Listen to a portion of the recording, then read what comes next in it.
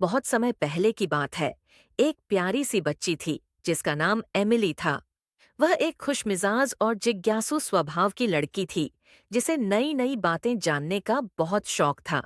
एक दिन उसने अपनी दोस्तों से एक अद्भुत बात सुनी, टूथ फेरी के बारे में। उसकी सहेलियों ने बताया कि जब भी किसी बच्चे का दूध का दांत गिरता है और वह उसे रात को अपने तकिए के नीचे रखता है, तो एक परी जिसे टूथ फेरी कहते हैं, चुपके से आती है और उस दांत के बदले सिक्का या इनाम छोड़ जाती है।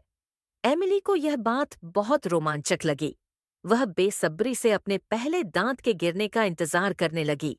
कुछ दिनों बाद उसका पहला दूध का दांत आखिरकार हिलने लगा और एक दिन वह गिर गया। एमिली की खुशी का ठिकाना नहीं रहा।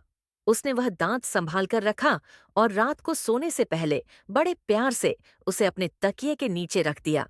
वह मन ही मन कल्पना करने लगी कि टूथ फेरी कैसी होगी। क्या उसके पंख होंगे? क्या वह चमकती होगी? क्या वह उससे बात करेगी? रात को जब सब गहरी नींद में थे, टूथ फेरी चुपचाप एमिली के कमरे में आई। वह छोटी, चमकदार और बहुत ही सौम्य परी थी। उसने धीरे से तकिए के नीचे हाथ डाला, एमिली का दांत लिया और बदले में एक छोटा सा चमकता हुआ सिक्का रख दिया। लेकिन जैसे ही वह जाने लगी, एमिली की नींद खुल गई। एमिली ने तुरंत तकिए के नीचे देखा और वहां सिर्फ एक ही सिक्का पाया। वह बहुत निराश हो गई। उसने गुस्से में कहा, बस एक ही सिक्का? ये क्या मजाक है? तुम इसे अपने पास ही रखो। ये कहकर उसने वह सिक्का टूथ फेरी की ओर फेंक दिया। टूथ फेरी को बहुत ठेस पहुंची। वह बिना कुछ कहे चुपचाप सिक्का उठाकर वहां से चली गई और फिर कभी एमिली के घर नहीं लौटी। समय बीतता गया। एमिली की सभी सहेलियों को उनके गिरे हुए दांतों के बदले लगातार सिक्के मिलते रहे। वे खुश थीं और अपने पैसों से तरह तरह की चीजें खरीदती रहीं। रंगीन पेंसिलें, छोटी किताबें, खिलौने और क्या क्या नहीं। लेकिन एमिली के पास कुछ नहीं था।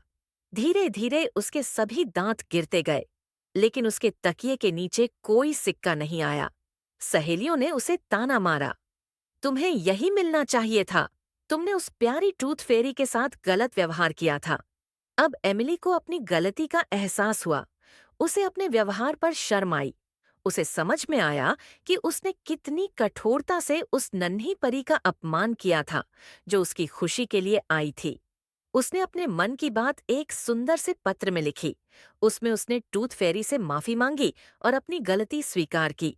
उसने उस पत्र को अपने एक और टूटे दांत के साथ अपनी सबसे अच्छी सहेली को दे दिया और कहा, कृपया यह पत्र और दांत अपने तकिए के नीचे रखना, शायद फेरी को यह मिल जाए। उस रात टूथ फेरी आई। उसने अपनी परी जैसी नजरों से वह माफीनामा पढ़ा और मुस्कुरा दी। उसने देखा कि एमिली को अपनी गलती का सच में पछतावा है। उसका दिल पिघल गया और उसने एमिली को माफ कर दिया। अगली रात एमिली को अपने तकिए के नीचे वही सिक्का मिला जो उसने पहले फेंक दिया था, लेकिन अब वह सिक्का उसे अनमोल लग रहा था।